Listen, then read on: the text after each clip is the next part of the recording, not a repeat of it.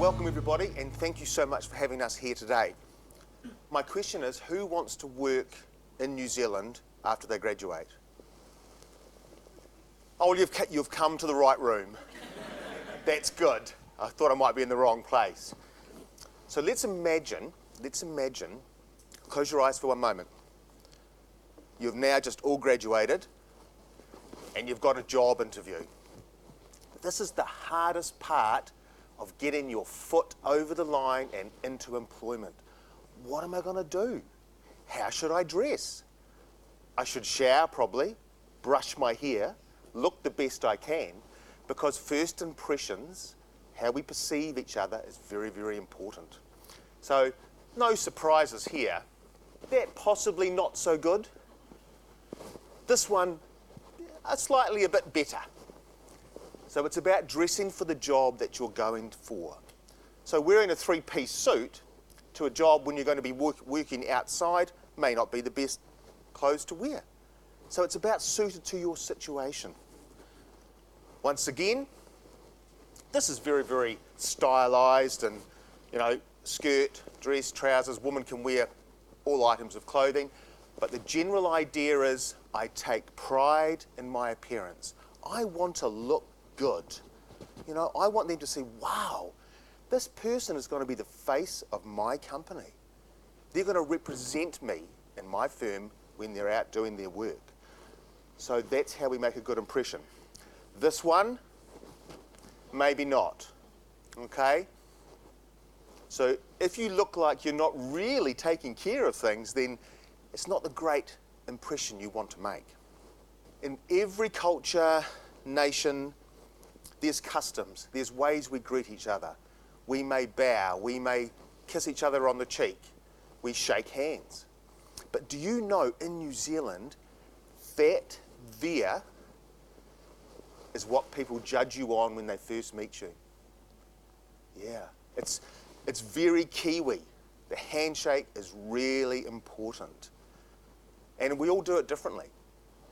And if I was visiting a country, I would have to go, right, well, how do I say hello? How do I adapt to the situation? So my invitation to you is to adapt to how we do it. I do need a volunteer. Sir, would you like to come and help me? Sure. Yeah, thank you. That's great. All right, stand there, thank you. Right, your name is? Rohit. Rohit? Yeah. Lovely. Rohit, everybody. Round of applause. Thank you. Good. Okay. So we might think the handshake is, we know what a handshake's like. Yeah. Yeah, okay. All right. So, important that we look at each other, we walk in, and just tap my hand a bit firmer. Yep. Okay. All right. So that's a good, firm handshake. You'll notice it's interlocked, like a bit of Lego. Yeah. Yep. Okay, that's how it is. So here's things we don't want to do. Hi! A little bit extreme. Also, great, that's great, great to meet you. We don't want to be doing that. So, it's very walking together, hi, and we're looking at each other, and we smile. And in New Zealand, we judge. So, if I did this, hi, ooh, us Kiwis go, ooh, not much of a handshake. No, it needs to be firmer. That's brilliant. Excellent. Thank you. And look, if you're a little bit nervous going into an interview, which we all are, sweaty palms. Okay. How are you? Great to meet you. Good, yeah. So, if in a situation where you're going in for an interview or in general day-to-day life, Kiwis, we judge on a handshake. It might sound really weird because in your culture it's like, that's no big thing. It's just part of a hello. But in New Zealand, I would invite you once again to adapt to how we do it. Okay? Now, also, if you're in a situation where religiously a female may not shake a male's hand because that's not protocol, and you were going for a job interview, what could you do to get around that, do you think? What would be a strategy? I myself think when you're engaging with HR, human resources, or the secretaries or booking appointments, you could let them know, look, when I go for my interview, I won't be shaking hands with the people who are interviewing. And that way, You don't have any embarrassment. You've taken charge of the situation. Okay, because if you don't want to walk in there going, oh, how am I going to manage this? So I go like this, and you put your hand down, everyone's going like this, and it's bedlam. By you taking control of the situation, that's really important. Not only in how we're going to greet each other, but also how we engage at that interview. Thank you very, very much. Absolute pleasure. Round of applause, please. Thank you. My invitation once again is to practice that with your, and you'll have to come and see him because he knows what he's doing, okay? Because he can pass that on. But it is really important that we have a firm handshake, we look each other in the eye, because we do judge. I'm not saying that's right or wrong, but it's just the way it is. Really important. We talked about that eye contact, and look at the power of this. You know, when we smile, that's everything, okay? Any communication starts with body language and a smile. I mightn't know your language, but I can find out by smiling and engaging. And we know that, don't we? Because it starts with a smile, doesn't it? Yeah, it does. So really important little things for you to adapt to and change if you need to. Once again, we talked about body language. Okay, I'm not really wanting to talk to you. I'm not engaging. I'm not looking at you. So it's not a great start, is it? Because you can tell when people are grumpy or they don't want to talk to you by that closed-off body language. So when you're going for a job interview, you just want to own it. You know, you want to, hey, here I am. This is me. I'm not worried. I'm just going to tell my story. Quite evident. I'm really keen to, I don't really need this job. I'm not really here. Dad told me to come down for an interview. He wants me out of the house.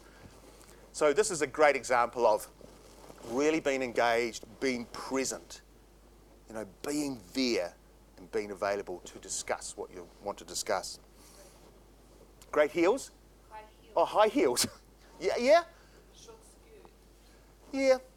It's more about, you're right, but it's more about the fact that, you're right, some people wouldn't feel comfortable wearing this. She does, but it's more about the body positioning as opposed to what she's wearing. But in coming for an interview like that in New Zealand would be okay. Yep. But in some people it wouldn't be comfortable, and that's a choice. Yeah. So how do you be clever? You all study. You all do what we would call homework. You do all your projects. If you're going to go and work for a big company, find out how long they've been there. What have they done that's impressive? Do they do philanthropy work? Do they sponsor things? Do they work overseas? Do they have offices overseas? What have they done that's important? Because if you're on an interview and someone says, so do you know much about our company? Well, I know the address. I got here okay. We're looking for some more depth, okay? So doing your homework and finding out about that company is vital. You know, I read with interest that you had done this work in Africa. That is really linked to the study I've been doing because I have been doing, okay? You might see a linkage, and that's a great thing to share, and a bit more on that later on. So find out what they do, find out who they are, how long have they been in existence, were they a family business, or are they a massive corporate? Here's the thing, what's your story? You know, often I will speak with international students and I might say, what's your name and what are you studying? So they can tell me that and tell me about yourself. And often I will get the name and what you're studying. But I can read that on your CV. So a lot of Kiwi employers want to know your story. Who are you? Where do you come from? What are your hobbies? What are your passions? When I was with my colleagues over here one evening, we asked that question and we found out we could put a band together because there was dancers and we had guitarists and people played the drums and we had soccer players. So often we talk about, this is my credentials. There they are. See, there I am. There's all the study I've done. This is my name. But in actual fact, we know that. So we want to know what you are about. So tell your story. So it might be, if I was this could be a scenario. I'm an engineer. I want to build bridges or I want to invent things. And I might say, so tell me, why did you become an engineer? I just thought it'd be a good job. Or maybe there's more to that. My uncle was an engineer. And when I was a little boy or a little girl, I used to go and visit where he was working, and I found it inspirational that he was building and part of something that was going to be so cool and be there forever. So that, we can't just make up uncles, okay? Very careful, don't make them up. But it's about drawing on the why. Why do I want to be in IT? Computers really, I love the complexity of computers. Me, not so much. But if you're studying it, that's why you'll be doing it. So just to say, I think computers are okay, but really go, wow, I love the complexity of computers. I want to make bigger stuff. So really tell your story, the why, the how. How did you get from where you are now to my office? What motivates you? And one of the big things to do, and I've spoken to a colleague of mine, a friend of mine he does engineering recruitment, and he's an engineer himself, and he says everyone tries to be perfect when he interviews them. So he employs from all around the world for New Zealand companies, and he says the biggest challenge is if they say, so if you didn't invent the iPhone, don't say you did, okay? Don't try and be perfect. So when you're in an interview and you get asked a question, you go, I actually haven't done that, I'll make it up. In actual fact, you're better to say, I haven't had any experience in that particular field, but I think if I was going to cross-reference that and give you an answer, I would talk about something I've done recently that's linked to that. Because when you're genuine, that comes through. And Lachlan, my friend, said, because he knows if someone says they've done something they haven't, he knows enough to ask the right questions. And often they don't know the answer. Yeah, so just remember, you don't have to be 10, 10, 10. A couple of 10s, a 7, a 5 out of all the disciplines. Very important that we have that genuineness. So in summary, these are the things that Kiwi employers think about. I want to know that you really want this job, that it's important to you, that you'll be a loyal staff member, because loyalty is big in the Kiwi workplace, as it is in other places as well. That you'll be willing to learn and be a team player. We're part of a team. Kiwis love sport, and we use that word team player and crosses all disciplines, not just rugby, soccer, hockey, cricket, but across the workforce, being a team player. That you are honest and trustworthy, and that you will do what you say you will. So when that interview is happening, that's what you want the employers to see. That, yeah, I am genuine. I really want to be here. I want to forge a living in your company and in New Zealand. And my motivation is genuine and real.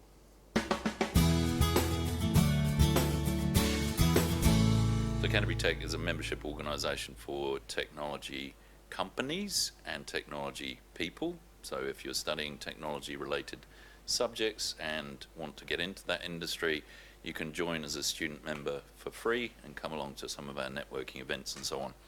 It's a good way to just figure out what the sector looks like locally. It's also not about me, but to understand my context, if you like. I've been in and around technology for 30 years, starting out in electronics, moving through software.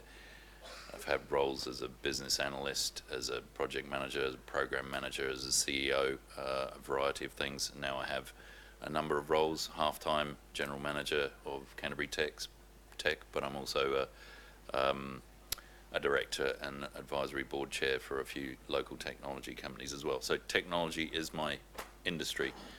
Countries, no one will guess unless you already know that I was born in Scotland. Pretty obvious really, isn't it? No, it's not. The reason this second bullet is up there is I've lived and worked in about 8 different countries.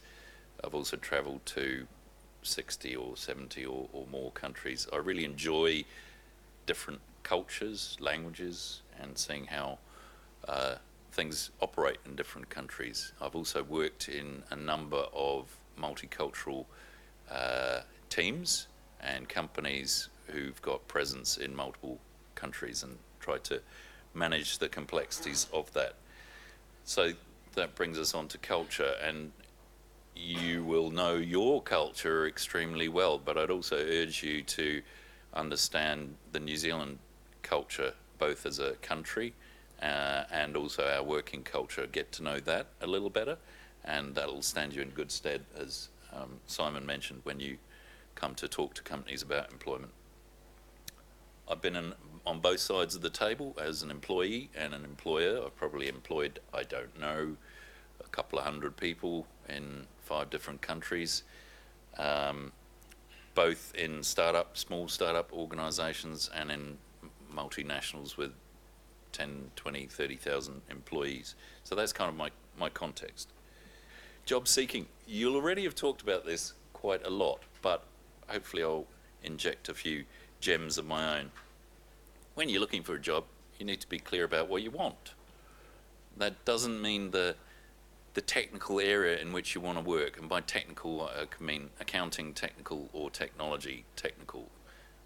You need to understand the nature of the organisation that you'd like to work for. Is it a multinational? Is it a startup? What's the nature of the company that you'd like to work for? What do you offer to those organisations? And again, I'm not really talking about the technical details. Simon touched on this. You know, if you're in the technology game and you can program in 3 languages, that's great. But what do you really bring to an employer? And it's a lot of the softer transferable skills that Simon was referring to. The importance of the CV. Look, if I'm advertising a vacancy and I get 50 CVs, that would be pretty common. You've got about 30 to 60 seconds to grab my attention with your CV. And if you don't, and actually when I read a CV, I'm not looking for reasons why you should be on the maybe interview list. I'm looking for reasons to exclude you. I'm looking for reasons to put you on the no pile, because that makes my job a bit easier. So when you're looking at your CV, I'd strongly encourage you to get, if English is not your first language, get a friendly person whose first language is English to read it and make some adjustments alongside you. Even the phrasing of things, spelling mistakes, grammar, these are all little things, but they give me a reason to put you on the no pile. Really, really straightforward. And that's what I'm looking to do, exclude you. I've got 50, I want to interview 3, maybe, so I need to get rid of 47. Tailoring CV, Simon again touched on it, really important. It takes effort, I get that, but if it's an advertised vacancy, even if it's not an advertised vacancy, but if it's an advertised vacancy and they publish the job description, then you need to think about how your CV speaks to that advertised role. The skills, they'll often talk about some of the transferable skills that's been spoken about already.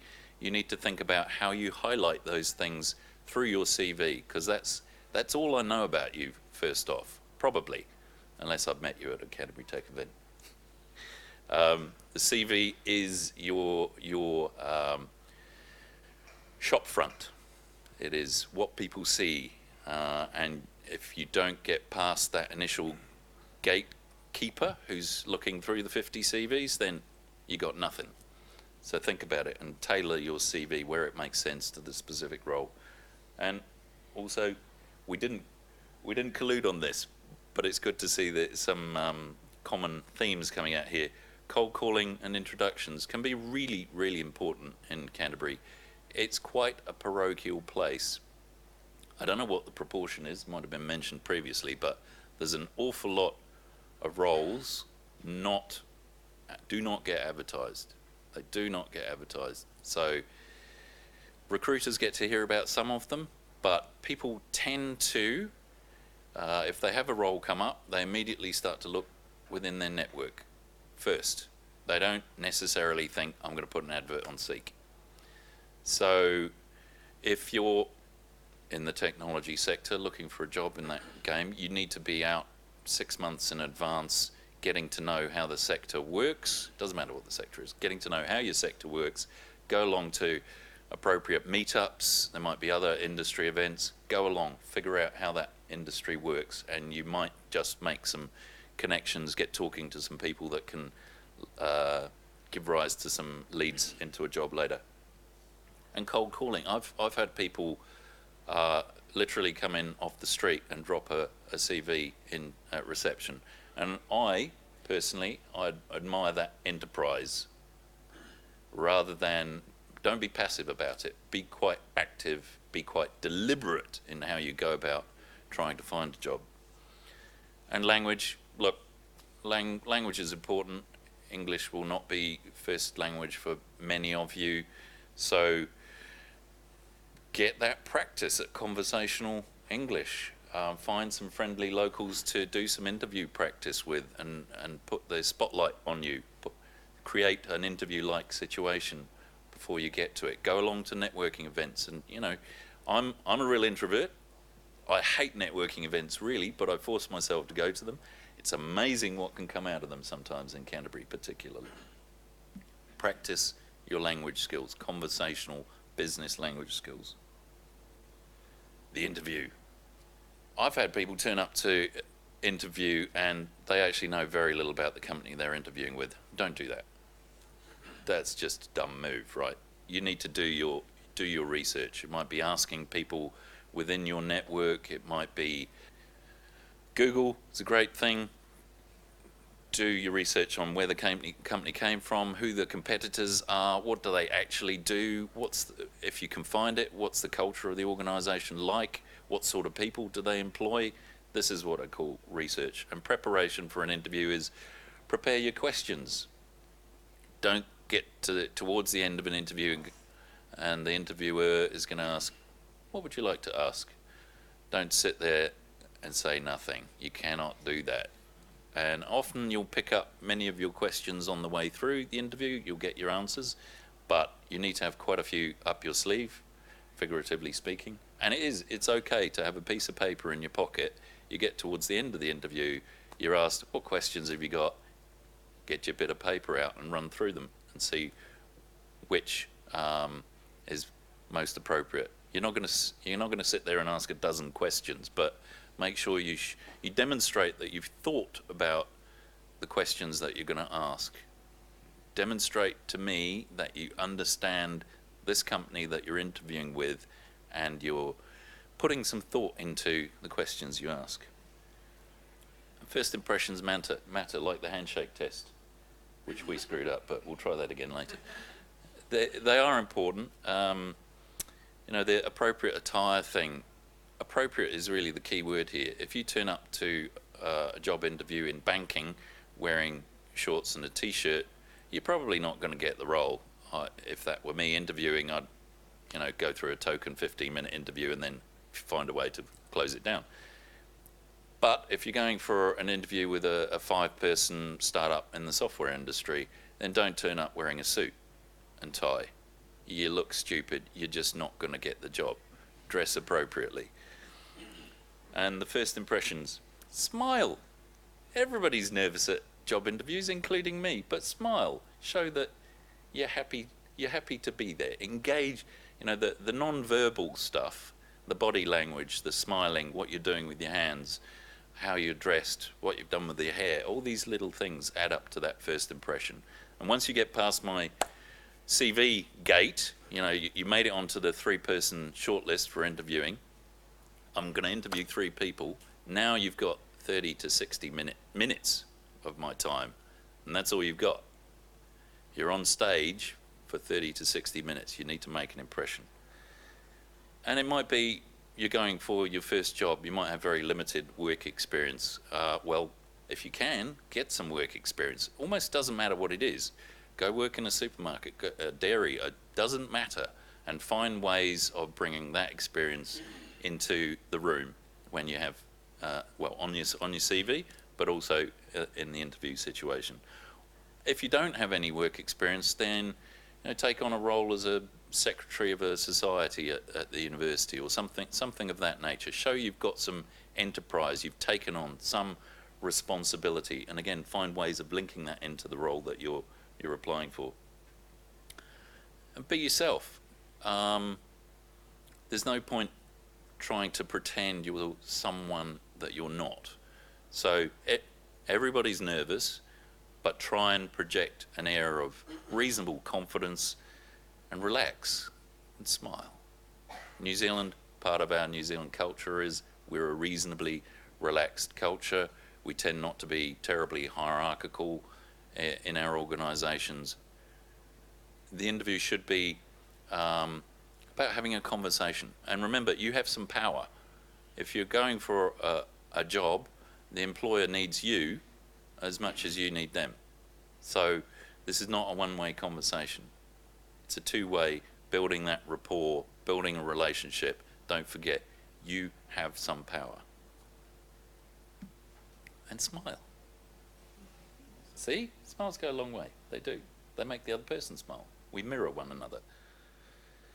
So you've started your job. Fantastic. Congratulations. Now the hard work starts, right? There's a few pointers from me. First few weeks. Find out how the place really works. And there's a reason, of course, that the really is underlined. The published hierarchy and the policies and procedures and so on only tell you so much. So try and find someone or a couple of people in your new organisation and find out from them how it really works. Who holds the power? How are people really expected to behave? There's often a lot is unsaid. Doesn't matter how good organisations are at their onboarding, bringing new people into the organisation. There's a lot of things unsaid.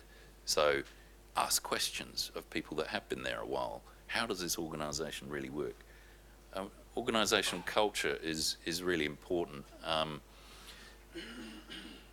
Culture's a complicated thing, right? It's a multi-layered onion, even at a national level. New Zealand, we have in some ways one homogenous culture, but Southland, Invercargill, Auckland, these are two different places. People in Auckland think differently to Invercargill. People in the accounting game think differently to medicine, to engineering. It's a complicated beast culture, and even you can be working for two different banks, the organisational culture can be very different. So you need to understand what that organisational culture is and what the expectations there are of you. Again, that can be published, can be in a role description. There it is in writing. You will work from 8 till 5, blah, blah, blah, blah, blah. That's easy, that stuff. But what does your employer really expect of you? So go find out, ask, understand it. It's a lot easier to meet those expectations if you understand what they really are. And fitting in versus standing out, you have to decide how much you want to fit in with the organisational culture versus be yourself. And preferably, you should be able to be yourself, but we all put on something of a persona when we go to work. It depends how close that persona is to the real you. Ideally, you'd find the employer where you could be you 100% of the time, but that's not always possible. So fitting in and standing out is how much do you modify your behaviour to fit in with the way that things are done within that employer organisation, versus standing out is if there's not close alignment between the organisational culture and you, then you're going to stand out. And sometimes that's a good thing, and sometimes it's not. You have to figure out where the line is for you, how much you're going to modify your persona, your way of behaving to fit the employer expectation. At the end of the day, talk about culture, organisational culture, expectations. Don't forget, employers are people too. We're all people at the end of the day. We all need a few basic things. We need food, we need water, we need shelter. We like to feel our life has purpose, and we need love. Everybody needs love. The reason for saying this is you might have a boss, but that boss is a person. They have a home life, they have a personality. So get to know them a bit, get to know the people around you, and don't put them on a pedestal. Some of you here will be from the Indian subcontinent. I don't mean to pick on you, but here's an example. Some from the Indian subcontinent are used to working in very hierarchical structures where the boss is king, pedestal, everything the boss says is right. Well, no, they're not. No, the boss is not always right. That's rubbish. And in New Zealand working culture, within reason, you are expected to speak up and to constructively challenge what the people around you are saying and doing, not to sit there with your lips tightly shut.